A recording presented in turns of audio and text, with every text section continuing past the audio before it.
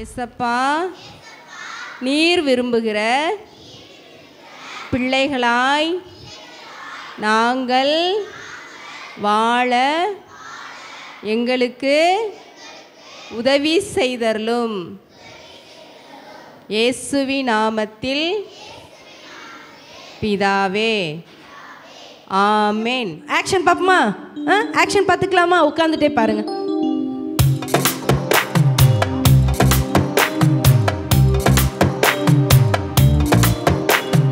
மண்ணானது ஆதாமாச்சு, எலும்பு துண்டானது ஏவாளாச்சு. மண்ணானது ஆதாமாச்சு, எலும்பானது ஏவாளாச்சு. பாவியான நானும் அவ பிள்ளையாகி போனேன். பாவியான நானும் அவ பிள்ளையாகி போனேன். லல்லலா ஓ லல்லலா, லல்லலா ஓ லல்லலா, லல்லலா ஓ லல்லலா, லல்லலா ஓ லல்லலா. ஆடு மேய்த்த தாவீதென்று அரசனாகி போனானே, மீன் பிடித்த பேதுரு அன்று சீஷனாகி போனானே. சரி சொல்லுமா? ஆடு மேய்த்த தாவீதென்று அரசனாகி போனானே, மீன் பிடித்த பேதுரு அன்று சீஷனாகி போனானே. பாவியான நானும் அவ பிள்ளையாகி போனேன். பாவியான நானும் அவ பிள்ளையாகி போனேன். லல்லலா ஓ லல்லலா, லல்லலா ஓ லல்லலா, லல்லலா ஓ லல்லலா, லல்லலா ஓ லல்லலா. ஒரு கதை சொல்லிட்டு உங்களை வந்து அப்படியே ப்ரேயருக்குள்ளே நடத்துவாங்க. நான் கேட்க ஆசையாக இருக்கீங்களா? Are you ready? பத்தலையே. Are you ready? எல்லாரும் எப்படி இருக்கீங்க? ஸ்கூல் லீவ்லாம் எப்படி போயிட்டுருக்கு? நல்லா போயிட்டுருக்கா? சரி, யார் யாரெல்லாம் வந்து நம்ம ரொம்ப தன்னுடைய தகுதியை கீழேயா நினச்சிருக்கிறீங்க? என்னால் ஒழுங்காக படிக்க முடியாது, என்னால் ஒழுங்காக பாட முடியாது, என்னால் ஒழுங்காக ஒரு கேம் கூட விளையாட முடியாது, எனக்கு ஒன்றுமே தெரியாதுன்னு சொல்லி யாராவது நான் தன்னை தாழ்த்தி நினச்சிருக்கிறீங்களா? இங்கே யாருமே இல்லையா?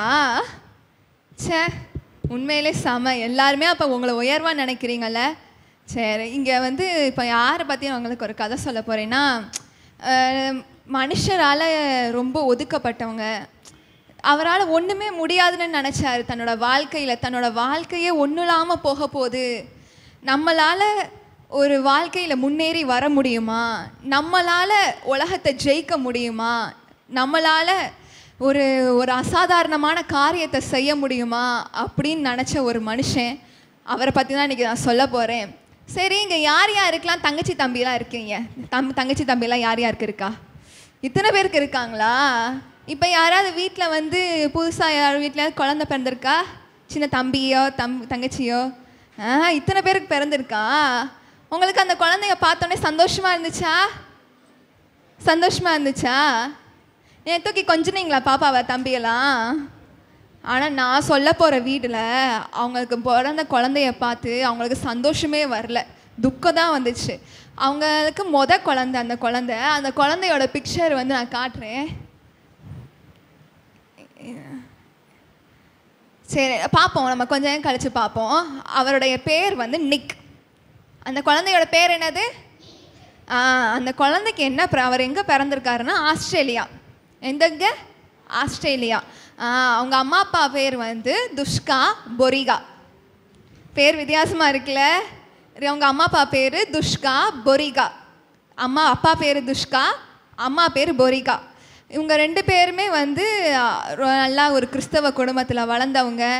இவங்க ரெண்டு பேருக்கும் வந்து குழந்தை பிறக்க போகுதுன்னொடனே ரொம்ப சந்தோஷமாக இருந்தாங்க. எல்லார் வீட்லேயும் குழந்தை பிறக்க போகுதுன்னா எவ்வளோ சந்தோஷமாக இருப்பாங்க, அது மாதிரி இவங்களுக்கும் ரொம்ப சந்தோஷமாக இருந்தாங்க. சரி அப்படின்னு பார்த்துட்ருக்கும்போது குழந்தை பிறந்தது. குழந்தை இப்படி பிறந்தது. எப்படி இருக்கும் அவங்க அம்மா அப்பாவுக்கு? கையும் இல்லை, காலும் இல்லை. எப்படி இருக்குன்னு நினச்சி பாருங்க. கையும் காலும் இல்லாமல் குழந்தை பிறந்துச்சா எப்படி இருக்கும்? கஷ்டமாக இருக்கும்ல வீட்டில் எல்லாருக்கும். இப்படி தான், இங்கே பாருங்க, இப்படி தான் அவர் பிறந்தார். இவருக்கு என்ன ஒரு பிரச்சனைனா, இவருக்கு வந்து ஒரு வியாதி. அந்த வியாதினால என்னன்னா, கையும் காலும் பிறக்கும் போதே இருக்காது. கையும் காலும் இல்லாமே வந்து என்ன பண்ணிட்டாரு, சின்ன வயசில் அம்மா அப்பாவுக்கு பிறந்தாரு. அப்போ நினச்சி பாருங்க, அந்த பெற்றோருக்கு எவ்வளோ கஷ்டமாக இருக்கும். நீங்கள் நினச்சி பாருங்கள், இப்போ நம்ம வீட்டில் அந்த மாதிரி ஒரு ஆள் இருந்து நம்ம வீட்டிலேருந்து வெளில கூட்டிகிட்டு போனால் எல்லாரும் எப்படி பார்ப்பாங்க நம்மளை? சொந்தக்காரவங்களாம் எப்படி பேசுவாங்க? இவங்களுக்கு பிறந்த குழந்தை இப்படி பிறந்திருக்குன்னு பேசுவாங்களா இல்லையா? அவங்க அம்மாவுக்கு அந்த குழந்தைய பார்க்குறதுக்கு கூட தைரியம் இல்லையா? அவ்வளோ கஷ்டமாக இருந்துச்சா? அப்போ பார்த்துக்கோங்க, எவ்வளோ ஒரு கஷ்டமான சூழ்நிலையாக இருந்திருக்கும் அவங்க வீட்டுக்கு. இந்த நிக்குக்கு எவ்வளோ கஷ்டம். இவர் பேர் நிக்கு. இவருக்கு எவ்வளோ கஷ்டமாக இருந்திருக்கும். சரி, நம்ம என்னடா இப்படி பிறந்திருக்கிறோமே, கை இல்லாமல் கால் இல்லாமல் பிறந்திருக்கிறோமேன்னு அவருக்கு மனசு கஷ்டமாக இருந்திருக்குமா இல்லையா? அப்போ என்ன ஆச்சு, இவர் வந்து சின்ன வயசில் இருக்கும்போது ஒன்றும் தெரியல. என்னென்னா அவங்க அம்மா அப்பா அவருக்கு மேலே ரொம்ப அன்பு காட்டியிருக்காங்க, ரொம்ப பாசமாக இருந்தோடனே இவருக்கு சின்ன வயசு வரைக்கும் ஒன்றும் தெரியலை.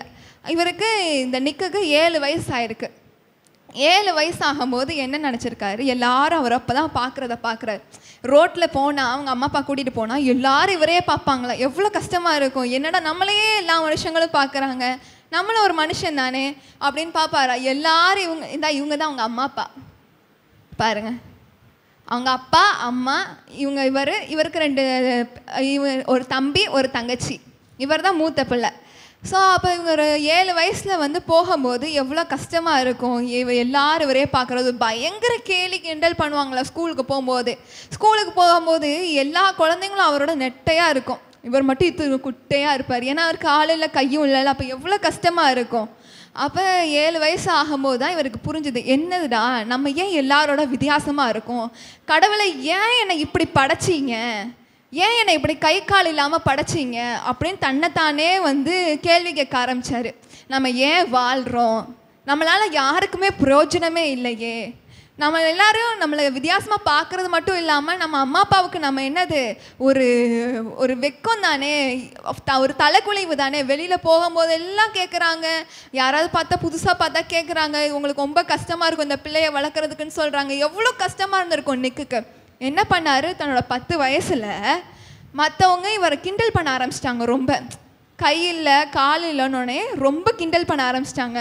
அந்த கிண்டல் பண்ணுறதை தாங்க முடியாமல் என்ன பண்ணார், நம்ம வந்து இறந்துடலாம், சூசைட் பண்ணிடலாம் அப்படின்னு நினைக்க ஆரம்பித்தார். ஏன் தெரியுமா வந்து சூசைட் பண்ணலான்னு நினைக்க ஆரம்பித்தார்? மற்றவங்க அவரை கிண்டல் பண்ண ஒரே காரணத்துக்காக. அதனால் நான் என்ன சொல்ல வரேன்னா, நீங்கள் வந்து மற்றவங்கள ஈஸியாக ஒரு செகண்டில் நம்ம நிறைய வேலையில் கிண்டல் பண்ணிடுவோம். ஆனால் அவங்க என்ன ஒரு சூழ்நிலையில் இருப்பாங்கன்றது நமக்கு தெரியாது. கிண்டல் பண்ணுறதுனால ஒருத்தரோட உயிரே அவர் எடுக்க ட்ரை பண்ணார்னா அப்போ எவ்வளோ ஒரு கஷ்டமான விஷயம் அது. அதனால் தயவு செய்து யாருமே இங்கே இருக்கிறவங்க யாரும் அனாவசியமாக யாரையும் கிண்டல் பண்ணாதீங்க. கிண்டல் பண்ணியிருந்தால் அவங்கக்கிட்ட தயவு செய்து போய் மன்னிப்பு கேளுங்க. இங்கே நிக்கு வந்து தன்னை 10 வயசில் ஒருத்தவங்க கிண்டல் பண்ணாங்கன்றதுனால ரொம்ப மன கஷ்டமாக உடஞ்சி நான் சூசைட் பண்ண போகிறேன் அப்படின்றதுக்காக போயிட்டார். சூசைட் பண்ணுறதுக்காக இவர் ரொம்ப குட்டியாக தானே இருக்கார், கையும் இல்லை காலும் இல்லை. அதனால் என்ன பண்ணிட்டாரு, தண்ணி நம்ம பாத் டப்லாம் வீட்டில் இருக்கா? எத்தனை பேர் வீட்டில் இருக்குது? மற்றவங்களாம் குளிக்க மாட்டிங்களா? எல்லார் வீட்லேயும் பாத் டப் இல்லையா? பாத் டப்பில் என்ன பண்ணிட்டாரு, தண்ணியை பிடிச்சி உள்ளே முங்கி தன்னோட உயிரை விட்டுறலாம். நம்ம எதுக்கு வாழணும்? நம்மளால் நம்ம வீட்டுக்கு பிரோஜனம் இல்லை, நம்மளால் யாருக்கும் எந்த பிரோஜனமும் இல்லை. நம்ம செத்துட்டாலும் நம்ம இருக்கிறது மாதிரி தான், ரெண்டுமே ஒன்று தானே, செத்தாலும் ஒன்று தான் இருக்கிறது ஒன்று தான் நினச்சி அந்த பாத் டப்பில் முங்கிட்டாரா. முங்கினக்கப்புறம் யோசிச்சாரா அவங்க அம்மா அப்பாவை பற்றி. சரி, நம்ம அம்மா அப்பா எவ்வளோ நம்ம மேலே பாசம் வச்சுருந்தாங்க, நம்ம தங்கச்சியெல்லாம் எவ்வளோ பாசம் வச்சுருக்காங்க நம்ம மேலே, நம்ம ஏன் சாகணும்னு சொல்லிட்டு அந்த பாத் டப்லேருந்து அவரே வெளில வந்திருக்காரு. இதுக்கப்புறமாட்டி தான் இவரோட வாழ்க்கையில் திருப்பு முனைய ஆரம்பிக்குது. என்ன ஆணுச்சுன்னு பார்த்தோன்னா, இவருக்கு வந்து டாக்டர் என்ன சொல்லிட்டாங்கன்னா, உங்கள் பையன் வந்து எவ்வளோ நாள் உயிரோடு இருப்பான்னு தெரியாது, கையும் இல்லை காலும் இல்லை, படுக்கையாக தான் இருப்பான், இவனால் ஸ்கூலுக்கு போக முடியாது, எதுவுமே பண்ண முடியாதுன்னு சொல்லிட்டாங்க. நீங்கள் நினச்சி பாருங்கள், மற்ற அவங்க தம்பி தங்கச்சி எல்லாரும் ஸ்கூலுக்கு போகிறாங்க, உங்களால் மட்டும் ஸ்கூலுக்கு போக முடியலன்னா எவ்வளோ கஷ்டமாக இருக்கும். உங்களால் மட்டும் எதுவுமே செய்ய முடியாது, ஆனால் உங்கள் தம்பி தங்கச்சியால் எல்லாமே செய்ய முடியும்னா எவ்வளோ கஷ்டமாக இருக்கும். ஆனாலும் இவங்க அம்மா அப்பா என்ன பண்ணாங்கன்னா அவரை தைரியப்படுத்தி நீ ஸ்கூலுக்கு போ. அவருக்கு ஒவ்வொரு விஷயத்துலையும் அவங்க அம்மா அப்பா, நீ எதுக்கு நீ வந்து உன்னால் எதுவும் முடியாதுன்னு நினைக்கிற, நீ எதுவுமே இன்னும் ட்ரை பண்ணவே ஆரம்பிக்கல, நீ ட்ரை பண்ணாமல் எதுக்கு என்னால் எதுவுமே முடியாதுன்னு நினைக்கிறேன்னு சொல்லி அவரை கொஞ்சம் கொஞ்சமாக வந்து ப்ராக்டிஸ் பண்ண விட ஆரம்பிச்சு, அவருடைய ஆயுதமே என்ன தெரியுமா, நமக்கு கைகள் இருக்குது கால்கள் இருக்குது. இப்போ நீங்கள் எழுதுறதுனா எதில் எழுதுவீங்க? கையில் எழுதுவீங்க. நடக்கும் போது காலை நடப்பீங்க. வேறு என்ன கைக்கு யூஸ் பண்ணுவீங்க? எதை கையை வச்சு என்ன நீங்கள் பண்ணுவீங்க? சாப்பிடுவீங்க. ஆமாம், சாப்பாடு ரொம்ப முக்கியம். சாப்பிடுவீங்க. வேறு தண்ணி குடிப்பியா? சரி, தண்ணி குடிப்பேன். வேறு எழுதுவீங்க. வேறு படிப்பேன். வரைய மாட்டிங்களா? வரைவீங்களா? எல்லாமே நமக்கு கை தானே. ஒரு நிமிஷம் நீங்கள் நினச்சி பாருங்க, கையிலனா நம்மளால் ஏதாவது பண்ண முடியுமா? எதுவுமே பண்ண முடியாது. ஆனால் அவர் என்ன பண்ண ஆரம்பித்தார் தெரியுமா? தன்னோட வாய், தன்னுடைய காலில், அவருக்கு இந்த இடது காலில் 2 விரல் மட்டும் இருக்கும். உங்கள் எல்லாருக்கும் இடது காலில் எத்தனை விரல் இருக்குது பார்த்து சொல்லுங்கள். 5 இருக்கா? அவருக்கு 2 தான் இருந்துச்சு. 2 விரல் தான் இருந்துச்சு. இங்கே பாருங்களேன், அவர் எப்படி எழுதுறாரு பாருங்களேன். வாயால் எழுதுறாரா? இன்னொரு பாரு, காலால் எழுதுறாரு பாரு. அந்த 2 விரலை வச்சு எழுதுறாரு பாரு. இப்படி முயற்சி செய்ய ஆரம்பித்தவர் என்னென்னலாம் பண்ண ஆரம்பித்தார் தெரியுமா? இவருக்கு என்னென்னலாம் பண்ண தெரியும்னு நினைக்கிறீங்க? உங்கள் யாருக்காவது கடலில் சர்ஃப் பண்ண தெரியுமா? அந்த கடலில் போவாங்கல்ல, ஏதோ சர்ஃபிங், கடலில் போய் பார்த்துருக்கீங்களா? கடல் வீடியோஸ்லாம் பார்த்துருப்பீங்க கண்டிப்பாக. கடலில் விளையாடுவாங்கள்ல அந்த சர்ஃபிங் போட் வச்சு, அதை யாராவது பண்ண தெரியுமா உங்களுக்கு? அவர் பண்ணுவார். கை இருக்கா, கால் இருக்கா? நம்ம கம்ப்யூட்டரில் யாருக்காவது ஃபாஸ்ட்டாக டைப் பண்ண தெரியுமா? எனக்கும் தெரியாது. யாருக்காவது தெரியுமா? அவர் பயங்கர ஃபாஸ்ட்டாக டைப் பண்ணுவார். யாருக்கெல்லாம் இங்கே நீச்சல் அடிக்க தெரியும்? சும்மா சொல்லக்கூடாது, எல்லாருக்கும் தெரியுமா? தெரியுமா? இத்தனை பேருக்கு தெரியுமா நீச்சல் அடிக்க? அவர் கை கால் இல்லாமே நீச்சல் அடிப்பார். இவ்வளோ விஷயத்தை வந்து பண்ண ஆரம்பித்தார். தன்னோட கொஞ்சம் வயசாகும் போது நடுவில் வந்து அவருக்கு, நான் சொன்னேன்ல, அவருக்கு இடது கால் எத்தனை விரல் இருக்குன்னு சொன்னேன்? 2 விரல் இருக்குன்னு சொன்னேன்னா அது அடிபட்டுருச்சு. அவருக்கு இருக்கிறதே என்னது? அந்த 2 விரல், வாய், அதை வச்சு தானே எல்லாமே பண்ணிக்கிட்டு இருந்தார். அந்த 2 விரல் அடிபட்டுருச்சு. அப்போ தான் அவர் உணர்ந்தார், தன்னால் எதுவுமே செய்ய முடியல அந்த 2 விரல் இல்லாதனால. தனக்கு தேவன் கை கொடுக்கலனாலும் கால் கொடுக்கலனாலும், தேவனே நீங்கள் எனக்கு கொடுத்த இந்த 2 விரலுக்காக நன்றின்னு தேவனுக்கு நன்றி சொன்னாங்களா? இங்கே எத்தனை பேர் தினமும் ஆண்டவர்கிட்ட எனக்கு கொடுத்த கைகளுக்காக நன்றின்னு சொல்லியிருப்பீங்க, கால்களுக்காக நன்றின்னு சொல்லியிருப்பீங்க? சொல்லுங்கள். இந்த வேலை கூட எல்லாரும் தேவனுக்கு நன்றி சொல்லலாமா? ஆண்டவரே எனக்கு கொடுத்த கண்களுக்காக நன்றின்னு சொல்லுங்கள். ஆண்டவரே எனக்கு கொடுத்த கண்களுக்காக நன்றி, எனக்கு கொடுத்த வாய்க்காக நன்றி, கைகளுக்காக நன்றி. சொல்லுங்க. கைகளுக்காக நன்றி, கால்களுக்காக நன்றி, நல்ல உதடுகளுக்காக நன்றி. டெய்லி இது மாதிரி நன்றி சொல்லணும், சரியா? பாருங்க, அவர் வந்து தனக்கு இருந்த 2 விரலுக்காக தேவனிடத்துல, தேவனே எனக்கு நீங்கள் இதை கொடுத்ததற்காக நன்றின்னு சொல்லி தேவனிடத்துல சொல்லியிருக்காரு. இதுக்கப்புறம் மட்டும் என்ன ஆக ஆரம்பிச்சதுன்னா, தன்னோட 15வது வயதில் இவர் வந்து எப்படின்னா, மற்றவங்க ரொம்ப ஏதாவது பேசிட்டாருன்னா ரொம்ப மனசு உடஞ்சிருவாரா. நீங்கள் சொல்லுங்கள், ரோட்டில் யாராவது நம்ம போயிட்டு இருக்கும் போதோ, அல்லது உங்கள் ஃப்ரெண்ட்ஸோ, அல்லது ஏதாவது டீச்சரோ உங்களை ஏதாவது ஏளனமாக பேசிட்டாங்களோ இல்லை திட்டாங்களோ, உங்கள் மனசு எவ்வளோ கஷ்டமாக இருக்கும் சொல்லுங்கள். இப்போ நீங்கள் போகிறீங்க, டேய் உன்னால் என்னடா பண்ண முடியும், உன்னால் ஒன்றுமே பண்ண முடியும், ஏதாவதுக்கு நீ உருப்பிடுவியாடா, இல்லை ஏதாவது உங்கள் ஃப்ரெண்ட்ஸ் வந்து உங்களை வந்து கிண்டல் பண்ணிட்டாலும் எவ்வளோ கஷ்டமாக இருக்கும். இது மாதிரி இவரோட 15வது வயசு வரைக்கும் மற்றவங்க இவரை கிண்டல் பண்ணியே இவர் மனசு ரொம்ப உடஞ்சிருவார். ஏதாவது கிண்டல் பண்ணாங்கன்னா, யாராவது கிண்டல் பண்ணாங்கன்னா என்ன ஆயிடுவார், ரொம்ப மனசு உடஞ்சிருவார். அப்போ என்ன பண்ணியிருக்காரு, தன்னோட 15வது வயசில் பைபிள் வேர்ஸ் எடுத்து ஒன்று வாசிச்சிருக்காரு. யாரெல்லாம் இங்கே பைபிள் கொண்டு வந்திருக்கீங்க? எல்லாரும் புதிய ஏற்பாடு எடுங்க, புதிய ஏற்பாடு எடுங்க. எடுத்துறீங்களா? இப்போ அக்கா அங்கே போடுவாங்க. யோவான் 9:3 அது 1ஆம் வசனத்துலேருந்தே போடணும்.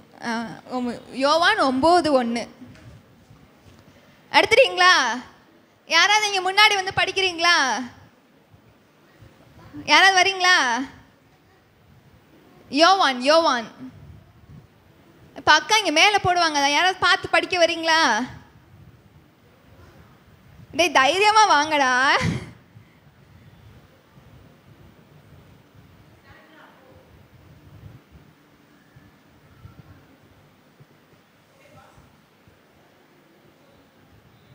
வரீங்களா? யாராவது ஒரு ஆள் படிக்க வரீங்களா?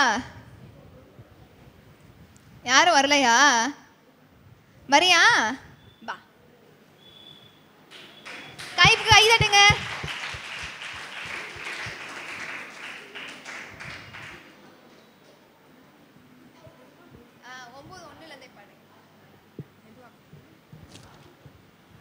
அவர் அப்புறம் போகையில் பிறவி குருடனாகிய ஒரு மனுஷனை கண்டார். அப்பொழுது அவருடைய சீஷர்கள் அவரை நோக்கி, ரபி, இவன் குருடனாய் பிறந்தது யார் செய்த பாவம்? இவன் செய்த பாவமோ இவனை பெற்றவர்கள் செய்த பாவமோ என்று கேட்டார்கள். இயேசு பிரதியுத்தரமாக, அது இவன் செய்த பாவமும் அல்ல, இவனை பெற்றவர்கள் செய்த பாவமும் அல்ல. தேவனுடைய கிரியைகள் இவனிடத்தில் வெளிப்படும் பொருட்டு இப்படி பிறந்தான். ஒரு கை தட்டிருங்க தம்பிக்கு. வசனத்தை கவனிச்சிங்களா? என்ன கதை சொல்லுங்க, என்ன கவனிச்சிங்க? ஒரு பிறவி குருடன் இருந்திருக்கிறான். அவனை பார்த்து சீஷர்கள் கேட்டிருக்காங்க ஏசப்பா கிட்ட, இவன் இப்படி பிறவி குருடனாக பிறந்திருக்கிறானே, இவன் இது யார் செஞ்ச பாவம்? இவங்க அம்மா அப்பா செஞ்ச பாவமா இல்லை இவன் செஞ்ச பாவமானு. உடனே அதுக்கு ஏசப்பா பதில் என்னமா சொல்லியிருக்கிறாங்க, இது இவன் செஞ்ச பாவமும் இல்லை, இவங்க அப்பா அம்மா செஞ்ச பாவமும் இல்லை, தேவனுடைய மகிமை இவன் மேலே வெளிப்படணுன்றதுக்காக இவன் இப்படி பிறந்திருக்கிறான் அப்படின்னு சொல்லியிருக்காங்க. இந்த வசனம் யாரை தொட்டிருக்கு? நிக்க தொட்டிருக்கு. தன்னோட 15வது வயசில் அவர் இந்த பைபிள் வேர்ஸை படிச்சுட்டு இருக்காரு. இந்த வசனங்களை படிச்சுட்டு இருக்கும் போது இந்த வசனம் அவர் மனசு தொட்டிருக்கு. அப்போ ஆண்டவர்கிட்ட சொல்லியிருக்கார், ஆண்டவரே, உங்கள் மகிமை வெளிப்படுகிறதற்காக நான் கையும் காலும் இல்லாமல் பிறந்திருக்கிறேன், உங்கள் நாம என் மேலே மகிமைப்படணுன்றதற்காகவே நான் இப்படி பிறந்திருக்கிறேன். அன்னைக்கு அவருடைய பர்பஸை அவர் உணர்ந்தார். தேவன் எனக்காக ஒரு நோக்கம் வைத்திருக்கிறார், நான் அவருக்காக ஊழியம் செய்கிறதுக்கு எனக்கு ஒரு நோக்கம் வைத்திருக்கிறாருன்னு சொல்லி தன்னுடைய 15வது வயசில் நிக்கு உணர்ந்துக்கிட்டாரு. இதுக்கப்புறம் என்ன ஆனிச்சுன்னு பார்த்தீங்கன்னா, நிக்குக்கு சர்ச்சுக்கு போவீங்களா? நீங்கள் நம்மளாம் சர்ச்சுக்கு வரோம்ல, அது மாதிரி அங்கே சர்ச்சில் வரும்போது யூத்து குரூப்பு, நீங்கள் இப்போ எல்லோரும் சண்டே கிளாஸ் போவீங்கல்ல, சண்டே கிளாஸு, யூத்து குரூப்பு, அதே மாதிரி அவரோட சர்ச்சஸில் யூத் குரூப்பு அந்த மாதிரி நிறையா இருந்திருக்கு. அப்போ என்ன பண்ணியிருக்காரு, தன்னோட 17வது வயசில் இவரை நம்ம அங்கே யார் யார் ஸ்கூல்லலாம் ஆயம்மா இருக்காங்கல்ல, அதே மாதிரி ஆயம்மா இவருக்கு அட்வைஸ் பண்ணியிருக்காங்க. என்னென்னா, தம்பி, உனக்குள்ளே இருக்கிறதான இந்த தேவனை பற்றி நீ மக்களுக்கு போதிச்சா என்ன, மக்களுக்கு பார்த்து நீ உன்னோட சாட்சியை மற்றவங்களுக்கு ஷேர் பண்ணால் என்ன அப்படின்னு சொல்லியிருக்காங்க. அவங்களோட பேச்சு கேட்டு என்ன பண்ண ஆரம்பித்தார், கொஞ்சம் கொஞ்சமாக யூத் குரூப்பில் கொஞ்சம் பிள்ளைங்க இருக்கிற இடங்கள்லாம் அப்படியும் அவர் கதையை சொல்ல ஆரம்பித்தார். கொஞ்சம் கொஞ்சமாக அப்படி சொல்ல ஆரம்பித்தார். நிறைய சர்ச்சஸ்க்கு அவரை கூப்பிட ஆரம்பிச்சிட்டாங்க. என்னன்னா, இன்னைக்கு நீங்கள் உங்கள் சாட்சி எங்கள் சபையில் பகிர்ந்துக்கோங்க, எங்கள் சபைக்கு வாங்கன்னு சொல்லி நிறைய சபைகளுக்கு கூப்பிட ஆரம்பிச்சிட்டாங்க. கொஞ்சம் கொஞ்சமாக அப்படி போக ஆரம்பித்தவர் பார்த்தீங்கன்னா கிட்டத்தட்ட 300 ஸ்கூலில் போய் பேசியிருக்கிறாரு. நம்ம ஒரு ஸ்கூல்லே போய் பார்க்க முடிய மாட்டேங்குது. 300 ஸ்கூலில் போய் தன்னோட சாட்சியை பற்றி பகிர ஆரம்பிச்சிருக்கிறாரு. அப்படி பகிர ஆரம்பித்ததில் ஒரு இடத்துல போயிட்டு இவர் தன்னோட சாட்சியை சொல்லிகிட்டு இருக்கும்போது அங்கே இருந்த எல்லா குழந்தைங்களும் அழ ஆரம்பிச்சிட்டாங்களா அவரோட கதையை கேட்டு. கையும் இல்லாமல் கால் இல்லாமல் எவ்வளோ தன்னோட வாழ்க்கையில் கஷ்டப்பட்டு தேவன் தன்னை தெரிந்து கொண்டாருன்னு சொல்லும் போது அழ ஆரம்பிச்சிட்டாங்களா எல்லா குழந்தைங்களும். அதில் ஒரு பொண்ணு மட்டும் என்ன பண்ணுச்சா, திடீர்னு அவர் மெசேஜ் கொடுத்துட்டு இருக்கும் போது எந்திரிச்சு நின்று, நான் மேடைக்கு வரணும், மேடைக்கு உங்களை நான் கட்டி அணைக்கணும் அப்படின்னு சொன்னோடனே, சரி வா அப்படின்னு அவர் கூப்பிட்டோடனே மேலே போய் அவரை கட்டி அணைச்சி காதில் அழுதுகிட்டே சொன்னிச்சா, என்னை நேசிக்கிறதுக்கு ஒருத்தருமே இல்லை, என்னை யாருமே கண்டுக்க மாட்டேங்கிறாங்க, என்னை ஒரு பொருட்டாவே யாரும் எண்ண மாட்டேங்கிறாங்க அப்படின்னு சொல்லிட்டு அழுதுச்சு அவரோட காதில். அந்த நேரத்தில் தான் நிக்கு உணர்ந்தாரா, தேவன் என்னைய இப்படிப்பட்ட மனம் உடைஞ்சு இருக்கிற ஜனங்களுக்காக தான் என்னை தெரிந்து கொண்டிருக்கிறாரு, இவங்களுக்கு நான் சுவிசேஷத்தை அறிவிக்கிறதற்காக தான் என்னை தெரிஞ்சிருக்காரு. அவர் எவ்வளோ அன்பான தெய்வம், எவ்வளோ பாசத்தை காட்டுற தெய்வம்னு மற்ற குழந்தைங்களுக்கு வெளிப்படுத்துறதுக்கு தான் என்னை படைச்சிருக்கிறாரு இவ்விதமான்றத அன்னைக்கு தான் நிக்கு தன்னோட வாழ்க்கையில் உணர்ந்துக்கிட்டாரா. இங்கே யாராவது 20 வயசுலேயே சம்பாதிக்கிறீங்களா? சொல்லுங்கள். 20 வயசு, இப்போ 20 வயசு ஆகலை, 20 வயசுலேயே லட்சக்கணக்கில் யாராவது சம்பாதிக்கிறீங்களா? இல்லை சம்பாதிப்பாங்களா? இல்லை எனக்கு அது தெரில, சம்பாதிப்பாங்களான்னு தெரில. ஆனால் நிக்கு வந்து கிட்டத்தட்ட 16 லட்சத்து 14 லட்சத்துக்கிட்ட வந்து அவர் காசை வந்து ஆப்பிரிக்காவுக்கு தன்னுடைய சேமிப்பு காசை வந்து கொடுத்துருக்கிறார் 20 வயசில். 20 வயசுலனா எப்படி பார்த்துக்கோங்க. அவருக்கு கையில் கால் இல்லை, ஆனாலும் கிட்டத்தட்ட பார்த்தா 16 லட்சம் மக்களுக்காக டொனேட் பண்ணியிருக்காரு. இது மட்டும் இல்லை, இப்போ என்ன ஆரம்பிச்சிச்சு, அவரோட வாழ்க்கையில் பயங்கர திருப்பு முனையாக ஆரம்பிச்சிச்சு. நீங்கள் பார்த்தீங்கன்னா அவர் பேசுகிற இடங்களை காட்டுறேன் பாருங்களேன், எவ்வளோ ஜனங்கள் உட்காந்துருக்காங்கன்னு பாருங்களேன். இங்கே பாருங்க எவ்வளோ கூட்டம் பாருங்க. அவருக்கு கையில் காலெல்லாம் நாங்கள் அவர் சொல்கிறத கேட்குறதுக்கு எவ்வளோ கூட்டம் வந்திருக்காங்கன்னு பார்த்தீங்களா? கிட்டத்தட்ட 50 லட்சம் ஜனங்கள் வந்து இவருடைய சாட்சியை கேட்டு இவரை அறிஞ்சிக்கிட்டு என்ன பண்ணாங்கன்னா, ஏசப்பாவை இவர் மூலமாக அறிஞ்சிட்டு எல்லாரும் சபைக்கு போக ஆரம்பிச்சிருக்கிறாங்க. இவரோட சாட்சியை மாத்திரம் கேட்டு 50 லட்சம் பேர் வந்து தேவனை அறிஞ்சிருக்கிறாங்க. பாருங்கள் கூட்டத்தை பாருங்கள், எவ்வளோ கூட்டம் இருக்குது பார்த்தீங்களா? நீங்கள் நினச்சி பாருங்கள், ஒரு கையில்லாதவர் கால் இல்லாதவர் அவரை பார்த்து இவ்வளோ பெரிய ஜனங்கள் நோக்கி வருனா, இது யாரால கூடக்கூடிய ஒரே காரியம், தேவனால மாத்திரம்தான் இதை செய்ய முடியும். பார்த்தீங்களா கூட்டத்தை? பார்த்தீங்களா எவ்வளோ கூட்டம் வருது? பார்த்தீங்களா இவரோட செய்தியை கேட்கறதுக்கு?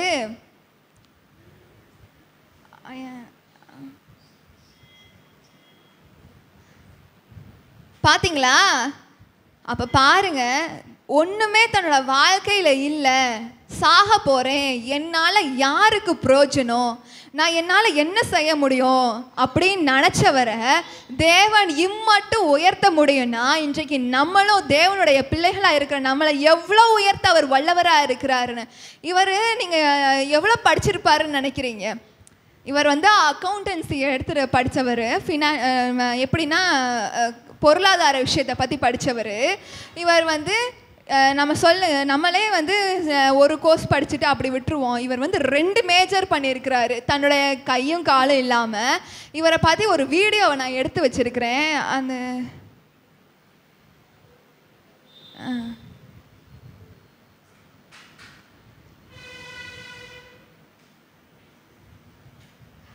இவரால் வந்து எதுவுமே செய்ய முடியாதுன்னு அப்படி எதுவும் நம்ம குறைய சொல்ல முடியாது. அவ்வளோ வேலையை ஒரு சாதாரண மனுஷன் என்ன செய்வானோ அவ்வளோ விஷயத்தையுமே அவரால் செய்ய முடியும். அந்த பார்க்கறதுக்கு தான் ஒரு வீடியோ இல்லையா?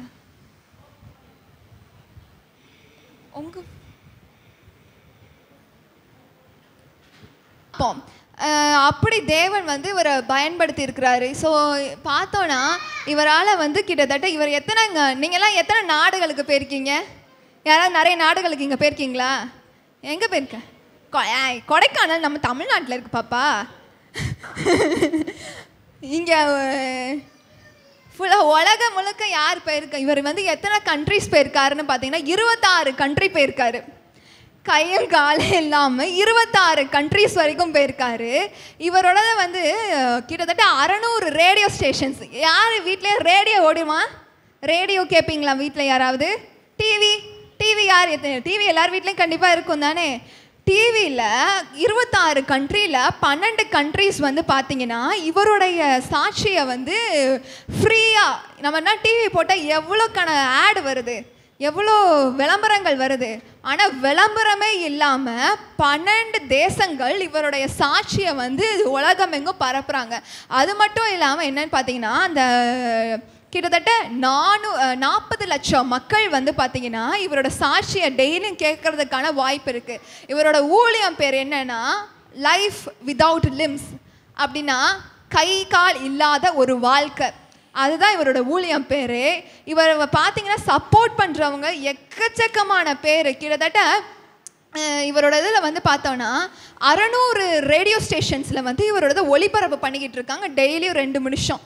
அப்போ பார்த்துக்கோங்க, தன்னோட வாழ்க்கை. ஆக்சுவலாக இதில் என்ன சொன்னாங்க டாக்டரு, இவருக்கு வந்து முதுகு ஸ்பைன் தெரியுமா? முதுகு தண்டு அதில் வந்து 3 ஓட்டை இருக்குன்னு சொல்லிட்டாங்க டாக்டர். நீங்கள் வந்து சீக்கிரமாக இறந்துருவீங்க, உங்களுக்கு உயிர் எவ்வளோ நாளைக்கு இருக்குன்னு தெரியாது, இதை ஆப்ரேட் பண்ணாலும் உங்களுக்கு வயசு 40 மேலே நீங்கள் உயிரோடு இருந்தால் அது அதிசயம் அப்படின்னு சொல்லிட்டாங்க. ஆனாலும் இவர் வந்து விடாமுயற்சியாக தேவன் மேலே நம்பிக்கை வச்சுருந்தவர் ஒரு நாள் திடீர்னு அவருக்கு முதுகு வலி பயங்கரமாக வலிச்சிருக்கு. பயந்து போய் என்ன பண்ணியிருக்காரு, ஹாஸ்பிட்டலில் காமிச்சா அந்த இருந்த 3 ஓட்டையில் 1 ஓட்டை அடைஞ்சிருக்கு. சரி, அடுத்த 2 மாதம் கழித்து பார்த்தா 2வது ஓட்டையும் அடைஞ்சிருச்சு. இன்னும் 1 மாதம் கழித்து பார்க்கும்போது அந்த 3வது ஓட்டையும் அடைஞ்சிருச்சு. அவர் இன்னைக்கு வரைக்கும் தீர்க்க ஆயுசாக வாழ்ந்துக்கிட்டு இருக்காரு. தேவன் அப்படிப்பட்ட அசாதாரணமான காரியங்களை செய்யக்கூடியவர். நீங்கள் நினச்சி பாருங்களேன், அவர் எங்கே இருந்தார், அவரோட வாழ்க்கை நிலைமை எங்கே இருந்துச்சு. தான் சூசைட் பண்ணிடலாம், நம்மளால் என்ன செய்ய முடியும், கையில் நமக்கு காலில் நம்மளால் என்ன செய்ய முடியும்னு நினச்ச மனுஷனை உலகம் எங்குலும் கிட்டத்தட்ட 50 லட்சம் பேர் அவருடைய செய்தியை கேட்க மாற்ற முடியும் என்றால் தேவன் இன்றைக்கு உன் வாழ்க்கையில் ஒரு அற்புதத்தை செய்ய அவர் வல்லவராக இருக்கிறார்.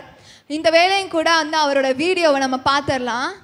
But he's sure got plenty of guts. This is scary right here, mate. This is where you got to have guts. Or you're a bit crazy. 10. Nice, mate. Thank you very much. You're a generous judge. This 25-year-old Australian is climbing over every obstacle life puts in front of him, and he's doing it with style. You really can do anything, can't you? There's no harm in believing so. Everybody's going through something. You know, we're all going through something, just my pain is a bit more visible than yours or somebody else. When that clicked, it was like a light bulb when, you know, just flashed in my brain. I'm like, hey, now life I see as an opportunity. This circumstance, there's got to be something good. No arms, no legs. No worries, mate.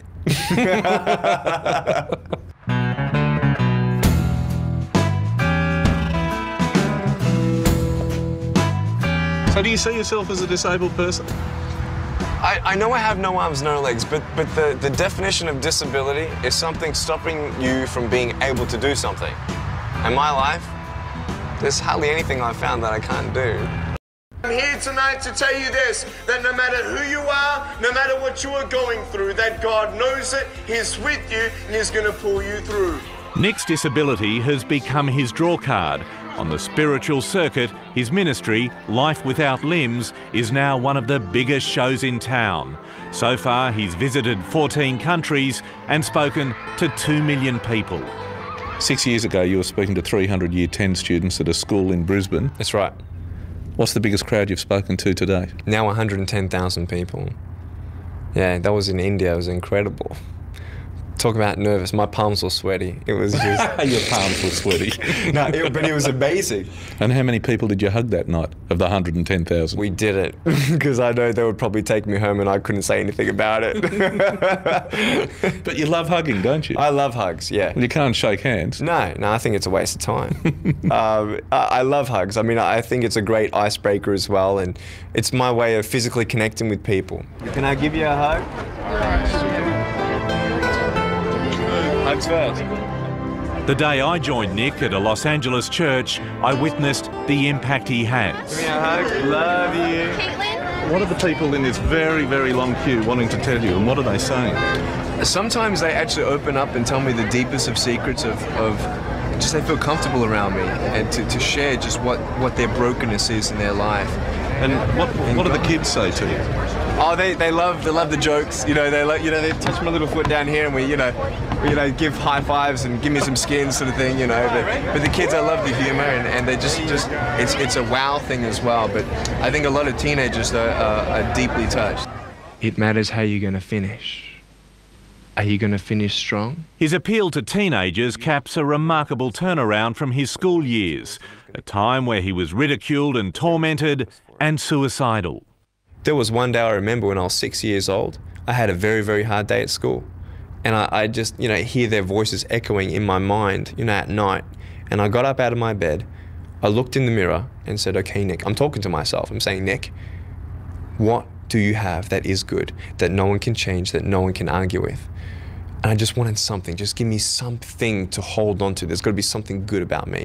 And I looked... இவர் இன்னும் என்னென்ன சாதனை பண்ணியிருக்காருன்னு பார்த்தீங்கன்னா, கிட்டத்தட்ட 7 பிரசிடெண்ட்டை meet பண்ணியிருக்காரு.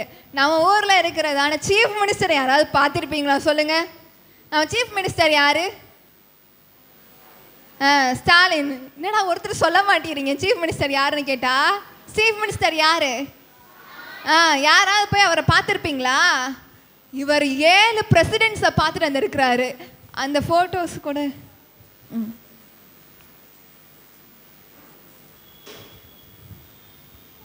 பார்த்தீங்களா? இது யாருன்னு சொல்லுங்க, யாருன்னு தெரியுதா? ட்ரம்ப். பார்த்தீங்களா? அவரோட நின்று போய் ஃபோட்டோ எடுத்திருக்காரு பாருங்க.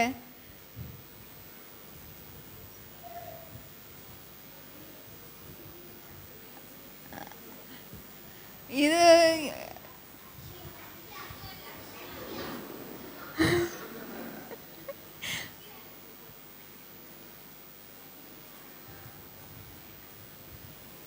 கிட்டத்தட்ட 7 பிரசிடென்ட்ஸை போய் பார்த்து அக்கா அடுத்தடுத்து போட்டு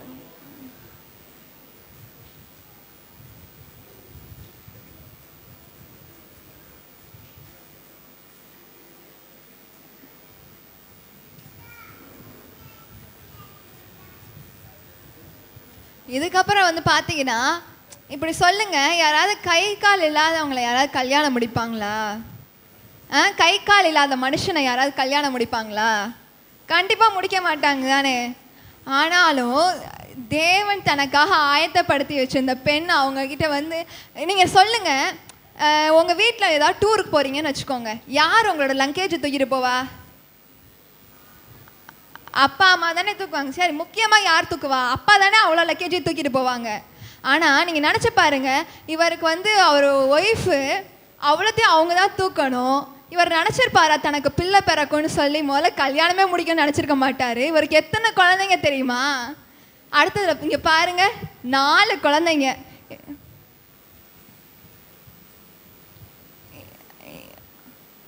பார்த்தீங்களா? தன்னோட வாழ்க்கை எப்படி முடியும்னு நினச்சவருக்கு தேவன் ஒரு வாழ்க்கை துணையை கொடுத்தது மட்டும் இல்லாமல் எத்தனை பிள்ளைங்கன்னு பாருங்க. அவரோட குழந்தைங்க எல்லாருக்கும் கை கால் உடையவர்களாக இருக்கிறாங்க பாருங்க.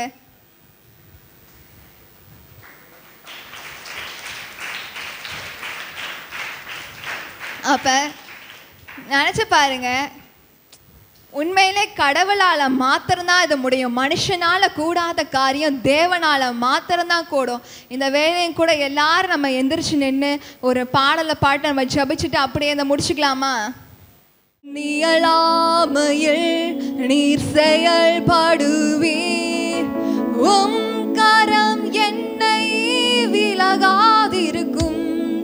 என் நியலாமையில் நீர் செயல்படுவீர், உம் கரம் என்னை விலகாதிருக்கும். திரும்பி பாடலாமா?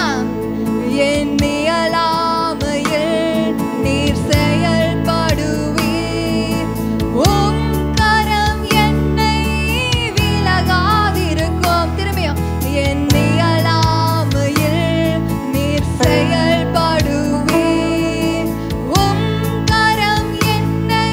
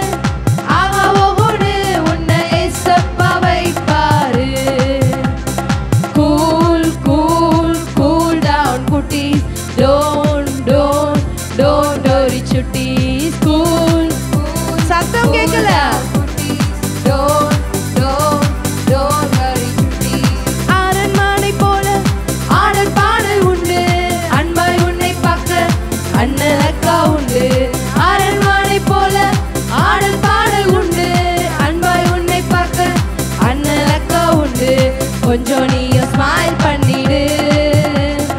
உன்னை போல அழகு யாரு? கொஞ்சம் நீயும் ஸ்மைல் பண்ணிடு. ஸ்மைலோட உன்னை போல அழகு யாரு? ஆஹா ஒவ்வொரு உன்னை ஏசப்பா வைப்பாரு. ஆஹா ஒவ்வொரு உன்னை ஏசப்பா வைப்பாரு.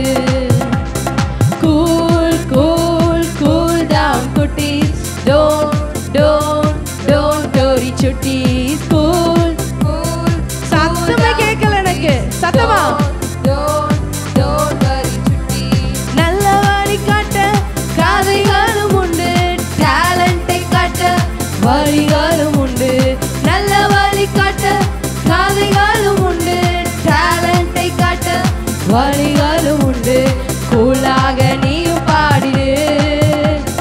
ஜோராக ஆட்டம் போட்டிடு. நல்லா கூலாக நீயும் பாடிடு. ஜோராக ஆட்டம் போட்டிடு. ஆக சொல்லுமா? ஆக ஓகோடு உன்னை ஏசப்பா வைப்பாரு. ஆக ஓகோடு உன்னை ஏசப்பா வைப்பாரு. கூல் சொல்லுமா? Cool down குட்டீஸ்.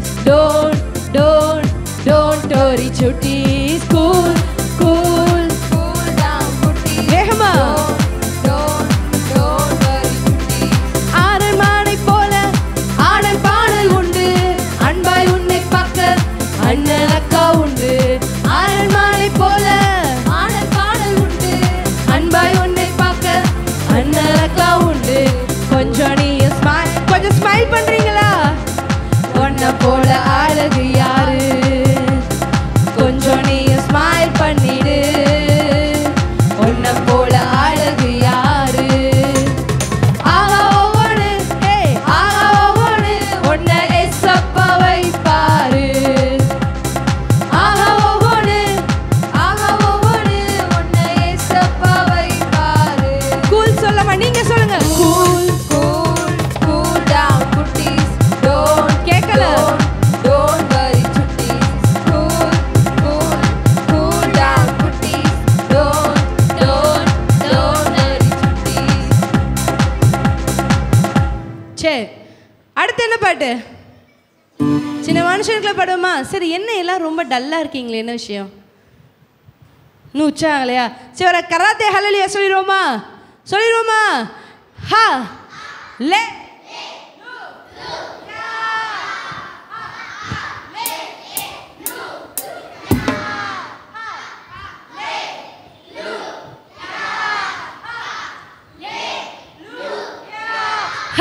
Hallelujah, hallelujah, hallelujah, hallelujah. Super, kaya drama.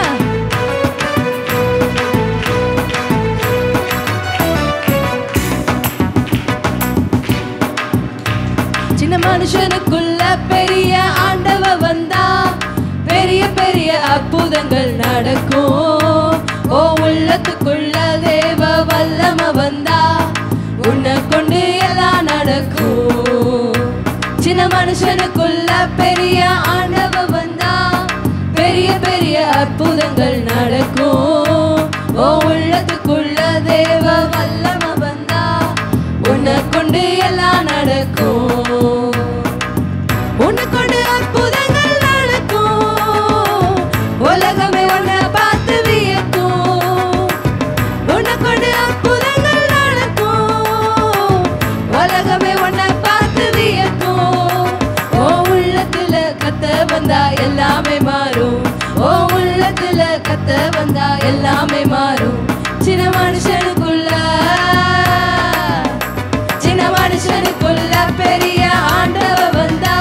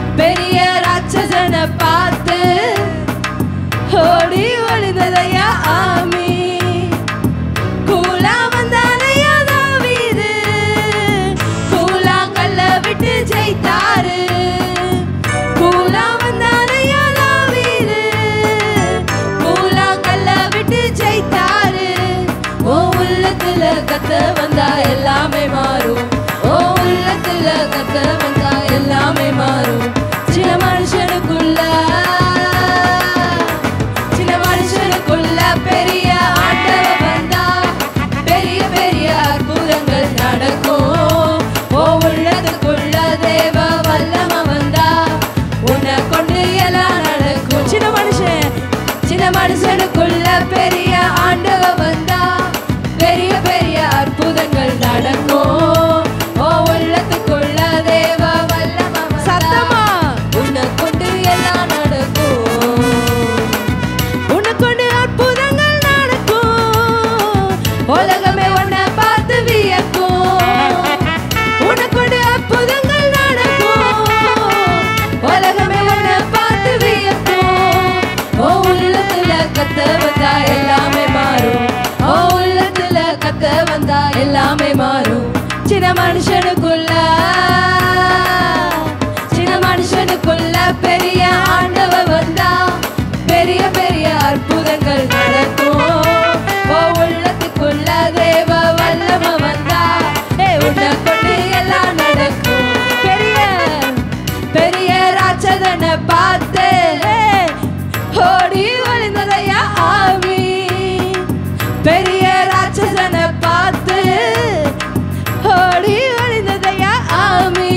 சொல்லமா கூலா வந்தானையா தாவீது. கூலா கல்ல விட்டு ஜெயித்தாரு. கூலா வந்தானையா தாவீது. கூலா கல்ல விட்டு ஜெயித்தாரு.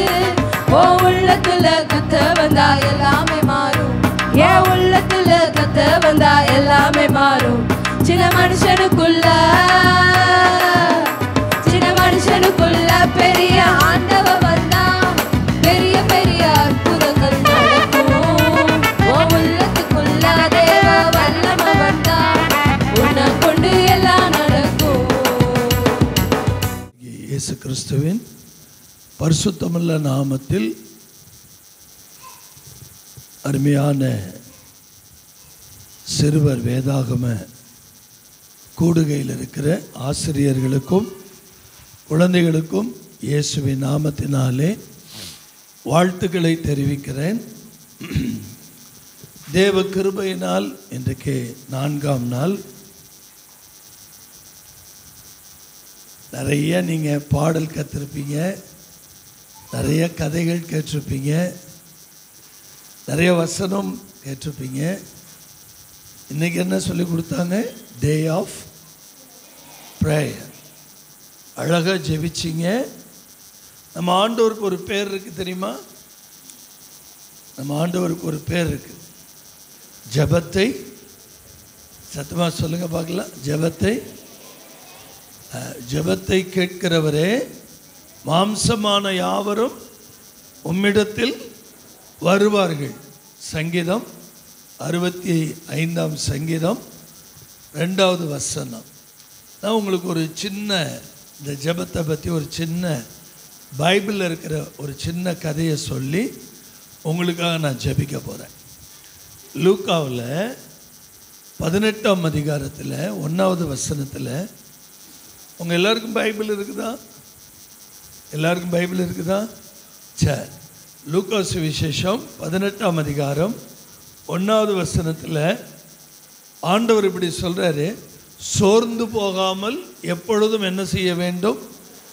ஜெபம் பண்ண வேண்டும். அது இன்னும் வேற ஒரு மொழிபெயர்ப்பில் எப்படி இருக்குன்னு கேட்டிங்கன்னா, மனம் தளராமல் எப்பொழுதும் என்ன செய்ய வேண்டும்? ஜெபிக்க வேண்டும். ஒரு ஊரில் ஒரு விதவை இருந்தால், விதவைன்னா தெரியுமா உங்களுக்கு? விதவைன்னா தெரியுமா? விதவைன்னா யார்? கல்யாணம் ஆகி கணவரை இழந்தவங்க. கணவர் மரித்து போயிருப்பார், இறந்து போயிருப்பார். அப்படிப்பட்டவங்களுக்கு பேர் என்ன சொல்லுவாங்க? விதவை. ஒரு ஊரில் ஒரு விதவை இருந்தால் அவளுக்கும், நல்ல கவனிங்க, அவளுடைய எதிராளிக்கும் ஒரு வழக்கு இருந்தது. இந்த வழக்குக்காக இந்த பெண்மணி எங்கே போய் கோர்ட்டுக்கு போய் நீதிபதிக்கிட்ட நியாயாதிபதிக்கிட்ட போய் தன்னுடைய பிரச்சனையை குறித்து சொல்கிறார். எனக்கும் என் எதிராளிக்கு இருக்கிற வழக்கை தீர்த்து வைங்கன்னு சொல்லி. அப்போ இந்த நியாயாதிபதி என்ன சொல்கிறான்? அந்த நியாயாதிபதி எப்படிப்பட்டவன் தெரியுமா? மனுஷர்களையும் மதிக்க மாட்டான், தேவனுக்கு என்ன செய்ய மாட்டான்? பயப்பட மாட்டான். மனுஷர்களையும் மதிக்கிறதில்ல, தேவனுக்கும் பயப்படுறதில்ல. மனுஷர்களை மதிக்கிறதுன்னா என்ன? எல்லோரும் கவனிங்க. நான் கொஞ்ச நேரத்தில் ஜெபிக்க போகிறேன். மனுஷர்களை மதிக்கிறதுன்னா என்ன? ரெஸ்பெக்ட். அதான் என்ன? மனுஷர்களை மதிக்கிறதுன்னா என்ன? ரெஸ்பெக்ட் எப்படி சொல்லுங்க பார்க்கலாம். உங்கள் வீட்டுக்கு யாராவது வர்றாங்க, அப்படி வரும்போது நீங்கள் என்ன செய்யணும்? வெரி குட், வாங்கன்னு கூப்பிடணும். வேறு இன்னொன்று என்ன செய்யலாம்? ப்ரைஸ் அ லாட் அப்படின்னு சொல்லணும். சரியா? அப்புறம் வீட்டில் அம்மா அப்பா கிட்ட எப்படி நடந்துக்கணும்? வெரி குட், கீழ்ப்படிந்து நடக்கணும். உண்மையாகவே நீங்கள் வீட்டில் அம்மா அப்பா கீழ்ப்படுகிற பிள்ளைங்கள்லாம் கையை உயர்த்தி சொல்லுங்கள் பார்க்கலாம். எல்லாருமே நல்லா கீழ்ப்படுவீங்களா? சில பிள்ளைங்க கையை தூக்கலையே. அம்மா அப்பா சொல் பேச்சு கேட்பீங்களா? சரி, நல்லா கவனிங்க. இந்த ஜட்ஜு, இந்த நியாயாதிபதி மனுஷர்களையும் மதிக்க மாட்டார், கடவுளுக்கு என்ன செய்ய மாட்டார்? பயப்பட மாட்டார். அவர் சொல்கிறாரு, நான் இப்படிப்பட்ட ஒரு மோசமானவனாக இருந்தும் இந்த பெண்மணி என்னை ஓயாமல் என்ன செஞ்சிட்டு இருக்கிறா? தொல்லை பண்ணிக்கிட்டே இருக்கிறா. அடிக்கடி இந்த பிரச்சனையை முடிச்சு வைங்கன்னு சொல்லி கெஞ்சிரா. அதனால நான் அவளுக்கு இரக்கம் செய்யாமல் இருப்பேனோ அப்படின்னு சொல்லி அவர் என்ன பண்ணுறாரு? அந்த தொல்லை நிமித்தம் சீக்கிரத்தில் நியாயம் செய்வான்ல, அதுபோல் நம்ம ஆண்டவர் எப்படிப்பட்டவரா? நல்ல கவனிங்க. அவரை நோக்கி இரவும் பகலும் கூப்பிடுகிறவர்களாகிய தம்மால் தெரிந்து கொள்ளப்பட்டவர்களுடைய விஷயத்தில் ஆண்டவர் எப்படி இருப்பாராம்? நீடிய பொறுமையாக இருந்து அவர்களுக்கு என்ன செய்வார்? அவர் நியாயம் செய்வேன்னு சொல்கிறார். அருமையான குழந்தைகள், நீங்கள் நல்லா ஜெபிக்கிறீங்க, நல்லா பாடுறீங்க, நல்ல வசனம் சொல்கிறீங்க. நீங்கள் என்ன செய்யணும்? இதை விட்டுறக்கூடாது. நாளைக்கு நமக்கு கடைசி நாள் இல்லை. நீங்கள் என்ன பண்ணணும்? தினமும் அதிகாலையில் எழுந்து தேவ சமூகத்துக்கு ஆண்டவருடைய சமூகத்தில் வேதத்தை வாசித்து கட்டாயம் நீங்கள் என்ன பண்ணணும்? ஜெபம் பண்ணணும். காலையில் எழுந்தோடனே நீங்கள் எப்படி ஜெபம் பண்ணுவீங்க? காலையில் எழுந்து யாராவது ஒருத்தர் எழுந்து சொல்லுங்கள் பார்க்கலாம். காலையில் நான் ஜெபம் பண்ணுவேன் அப்படிங்கிறவங்க சொல்லுங்கள். யார் நல்ல காலையில்? சாம் சொல்லு, என்ன ஜெபம் பண்ணுவேன்? சாம் காலையில் எழுந்தவொடனே இப்படி ஜெபிப்பானா? கேளுங்களேன். ஏசப்பா, இந்த நல்ல நாள் கொடுத்ததுக்காக நன்றி. இந்த நாள் முழுவதும் நீங்கள் எங்கள் கூட இருந்து பார்த்துக்கோங்க. இந்த நாளில் எங்களுக்கு ஏசப்பா நல்ல தூக்கத்தை தாங்க, நல்ல சாப்பாடை தாங்க, படிப்பு தாங்க. நல்ல கவனிங்க. காலையில் எழுந்த உடனே நீங்கள் என்ன பண்ணணும்? கண்டிப்பாக நீங்கள் ஜெபம் பண்ணணும். சரியா? பைபிள் படித்து ஜெபம் பண்ணணும். ஸ்கூலுக்கு போகிறதுக்கு முன்னாடி ஜெபம் பண்ணணும். ஸ்கூல் முடிஞ்சு வீட்டுக்கு வந்துடுறீங்கள, வீட்டுக்கு வந்தோன்னே ஆண்டவர் அந்த நாள் முழுக்க உங்களை பாதுகாத்துருக்கிறார்ல, வகுப்பறையில் பாதுகாத்துருக்கிறாரு, பாடங்களெல்லாம் கற்றுக்கிறதுக்கு உதவி செய்திருக்கிறார்ல, அதுக்கு நீங்கள் என்ன பண்ணணும்? வீட்டில் நன்றி சொல்லி ஜெபம் பண்ணணும். சரியா? நல்ல இயேசுப்பா பாடல்களை நிறைய வீட்டில் என்ன பண்ணணும்? பாடணும். அப்படி பாடும்போது என்ன நடக்கும்னா, உங்களுக்குள்ள ஒரு சந்தோஷம், மனதில் நல்ல ஒரு ஆறுதல், தைரியம் உங்களுக்கு உண்டாகும். சரியா? அது மாதிரி உங்களுடைய தனிப்பட்ட வாழ்க்கையில் நீங்கள் ஒவ்வொரு நாளும் நீங்கள் என்ன செய்யணும்னா, நல்ல கவனிங்க. உங்களை குறித்து ஆண்டவருடைய சன்னிதானத்தில் தேவ சமூகத்தில் ஆண்டவர்கிட்ட காலையில் எழுந்தவொன்னே உங்களை ஒப்பு கொடுக்கணும். ஆண்டவரே, என்னுடைய ஆவி ஆத்மா சரீரம் முழுவதையும் உமக்கு நான் என்ன செய்கிறேன்? ஒப்பு கொடுக்குறேன்னு சொல்லி ஒப்பு கொடுக்கணும். கவனிங்க. அப்படி ஒப்பு கொடுக்கும்போது ஆண்டவர் உங்களை முழுமையாக என்ன பண்ணிடுவார்? பாதுகாத்து கொள்வார். சரியா? நீங்கள் யாராகிலும் படிப்பில் குறைவுள்ளவர்களாக இருந்தால், ஒருவேளை சில பாடங்கள் உங்களுக்கு புரியாமல் இருந்தால், எந்த பாடம் உங்களுக்கு புரியலையோ அதுக்காக நீங்கள் ஆண்டவர் இடத்துல என்ன பண்ணலாம்? ஜெபம் பண்ணி ஞானத்தை கேட்கணும். ஆண்டவரே, ஞானம்னா என்னன்னு தெரியுமா உங்களுக்கு? ஞானம்னா என்ன? நீதிமொழிகள் 1:7 என்ன சொல்லுது? கர்த்தருக்கு பயப்படுதலே ஞானத்தின் ஆரம்பம். யாருக்கு பயப்படணும் சொல்லுங்க, சத்தமா சொல்லுங்க. யாருக்கு பயப்படணும்? கர்த்தருக்கு பயப்படுதலே ஞானத்தின் ஆரம்பம். நல்ல கவனிங்க. நீங்கள் ஆண்டவருடைய வேதத்தை படித்து ஆண்டவர் சன்னிதானத்தில் உங்களை தாழ்த்தி உங்களுக்கு புரியாத உங்களுக்கு விளங்காத காரியங்களை ஆண்டவர்கிட்ட கேட்கும்போது ஆண்டவர் உங்களுக்கு விசேஷித்த விதமாக உங்களுக்கு என்ன பண்ணுவார்? ஞானத்தை தருவார், மன தைரியத்தை தருவார், புத்தியை தருவார். நீங்கள் எந்தெந்த பகுதிகளெல்லாம் பலவீனமாக இருந்தீங்களோ அந்த இடங்கள்லாம் ஆண்டவர் உங்களை என்ன செய்ய ஆரம்பிச்சிருவார்? பலப்படுத்துவார். புரியுதா? உங்களுக்கு புரியுதா? இன்னொரு முக்கியமான விஷயம் நான் சொல்கிறேன், நல்ல கவனிங்க. எப்பையும் நீங்கள் போகிறதுக்கு முன்னாடி உங்கள் அம்மா அப்பா கிட்ட ஜெபம் பண்ணிட்டு போகணும். அதே மாதிரி ராத்திரி படுக்க போகிறதுக்கு முன்னாடி அம்மா அப்பா கிட்ட போய் என்ன செய்யணும்? பிளஸ்ஸிங் வாங்கிட்டு தான் போய் படுக்கணும். சரியா? கவனிக்கிறீங்களா?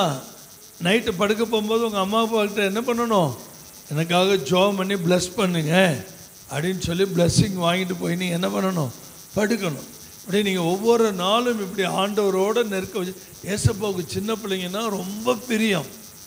சின்ன பிள்ளைங்கன்னா ஆண்டவருக்கு என்னது? ரொம்ப பிரியம். ஆண்டவர் சொல்வார், இந்த சிறு பிள்ளைகளைப் போல மாறாவிட்டால் பரலோக ராஜ்யத்திற்குள் பிரவேசிக்க மாட்டீர்கள்னு சொன்னார் ஆண்டவர். எங்கே சொன்னார்? மத்தேயு சுவிசேஷம் 18ஆம் அதிகாரத்தில் இயேசு ஒரு பிள்ளையை தம்மிடத்தில் அழைத்து அதை அவர்கள் நடுவே நிறுத்தி, நீங்கள் மனம் திரும்பி பிள்ளைகளைப் போல ஆகாவிட்டால் பரலோக ராஜ்யத்தில் பிரவேசிக்க மாட்டீர்கள்னார். அப்போ ஒரு குழந்தைகளை ஆண்டவர் எந்த அளவுக்கு நேசித்தாருங்கிறது உங்களுக்கு புரியுதா? ஆகவே நம்ம இப்போ என்ன பண்ண போகிறோம்? கவனிங்க. இந்த ஜெப நாளில் உங்களுக்கு நிறைய அழகாக டீச்சர் உங்களுக்கு எதை கற்றுக் கொடுத்தாங்க? ஜெபத்தை குறித்து அருமையாக சொல்லி கொடுத்தாங்க. நம்முடைய உலக அளவில் இருக்கக்கூடிய பில்லியன்ஸ் 2.2 பில்லியன்ஸ் குழந்தைங்க. அப்போ அந்த குழந்தைங்களெல்லாம் நம்ம மனதில் வைத்து 1992 மட்டும், இன்றைக்கி ஸ்டாட்டிஸ்டிக்ஸ் இல்லை, 92 தெருவோர குழந்தைகள் மட்டும் இந்தியாவில் 4 லட்சம் பிள்ளைங்க. இப்போ 2024 எவ்வளோ பேர் இருப்பாங்க? கிட்டத்தட்ட நெருக்கி 10-15 லட்சம் குழந்தைங்க இருப்பாங்க. அவ்வளோ தூரம் தெருவில் இப்படிப்பட்ட பரிதாபமான நிலைமையில் பிள்ளைங்க வளர்கிறாங்க. புரியுதா உங்களுக்கு? நம்ம நாட்டில் நிறைய குழந்தைகளுக்கு இந்த கொரோனா வந்துச்சு பார்த்தீங்களா? இந்த கொரோனா நேரத்தில் நிறைய குழந்தைங்க யார் இழந்துட்டாங்க? அம்மா அப்பாவெல்லாம் இழந்துட்டாங்க, தனிமைப்படுத்தப்பட்டாங்க. ரொம்ப வேதனைக்குரிய விஷயம். ஆனால் இது எல்லாத்துலேருந்து ஆண்டவர் நம்மளை தூக்கி எடுத்து பாதுகாத்துருக்கிறார் இல்லையா? எல்லாரும் ஆண்டவருக்கு நன்றி சொல்வோமா? ஆண்டவரை நோக்கி ஜெபிப்போமா? அப்படியே எல்லாரும் எழுப்பி நில்லுங்க பார்க்கலாம். எல்லாம் எழுப்பி நில்லுங்க. உங்களுக்கு ஒவ்வொரு நாளும் நிறைய பாடல்கள் சொல்லி கொடுத்து, கதைகள் சொல்லி கொடுத்து, ஆசீர்வாதமான வசனங்களை சொல்லி கொடுத்து ஆசிரியர்களை கர்த்தர் ஆசீர்வதிக்கணும். பிள்ளைகளாகிய உங்கள் மேலே கர்த்தருடைய கரை இருக்கணும். உங்கள் தாய் தகப்பன் மேலே தேவனுடைய கரை இருக்கணும். எல்லாரும் 2 கரங்களை உயர்த்தி ஸ்தோத்திரம்.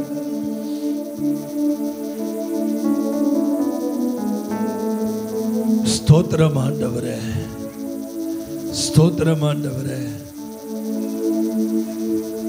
விண்ணப்பத்தை கேட்பவரே, கண்ணீரை காண்பவரே, சுகம் தருபவரே, ஸ்தோத்திரம் ஏசையா. எங்கள் விண்ணப்பத்தை கேட்பவரே, கண்ணீரை காண்பவரே, சுகம் ஸ்தோத்திரம். உம்மால் கூடும் எல்லாம் கூடும், ஒரு வார்த்தை சொன்னால் போதும் ஐயா. உம்மால் கூடும்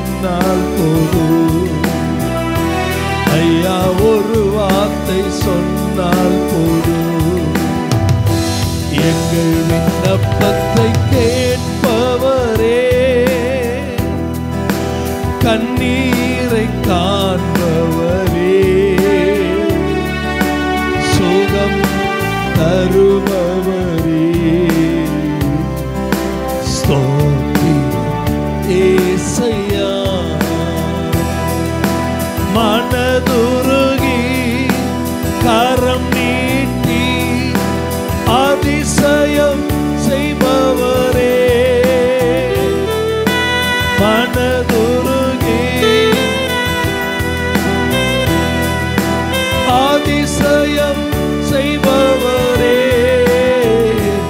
ஐயா அதிசயம் ஐயா அதிசயம் செய்பவரே எங்கள் விண்ணப்பத்தை கேட்பவரே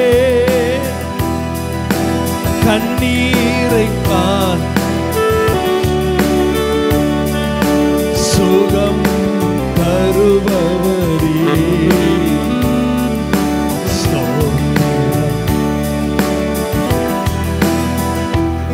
ஜோமனோமா எல்லாரும் ரெண்டு கைகளை உயர்த்தினது. சர்வலோகத்துக்கும் அதிபதியாயிருக்கிற எங்கள் அன்பின் பரலோக பிதாவே, ஆவியான தேவனே, கிருபையாய் இந்த சிறுவர் வேதாகம பள்ளி 4ஆம் நாள் நடைபெற உதவி செய்திருக்கிறீங்களே, கோடான கோடி ஸ்தோத்திரம் ஆண்டவரே. இந்த ஊழியத்தை செய்வதற்காய் தலைமையேற்று நடத்தி பாடுபடுகிற அருமையான தேவ பிள்ளைகள் ஒவ்வொருவரையும் ஆண்டவருடைய கரத்தில் நான் ஒப்பு கொடுக்கிறேன் ஆண்டவரே. ஒவ்வொருவர் மேலும் உமது நேச கரம் நீட்டப்படுவதாக. தகப்பனே, அருமையான குழந்தைகளுக்காக நான் நன்றி சொல்லுகிறேன். இந்த குழந்தைகளை நீர் அதிகமாய் நேசிக்கிறேன் ஆவியானவரே. ஒரு சில காரியங்களை நாங்கள் எங்களால் முடிந்த அளவுக்கு பிள்ளைகளுக்கு கற்றுக் கொடுக்கிறோம் அப்பா. இந்த குழந்தைகள் எல்லாரும் உம்முடையவர்கள் ஆண்டவரே. இந்த குழந்தைகள் மேல் நீர் கரிசனை உள்ள தேவன். உம்முடைய தழும்புள்ள கரங்கள் இந்த குழந்தைகளை தொட்டு ஆசீர்வதிப்பதாக. உலகத்தின் எல்லா வல்லமைக்கும், உலகத்தின் எல்லா அசுத்தங்களுக்கும், தீமைகளுக்கும், பிசாசருடைய தந்திரங்களுக்கும், மனுஷீக வல்லமைகளுக்கும் இந்த பிள்ளைகளை விலக்கி பாதுகாத்து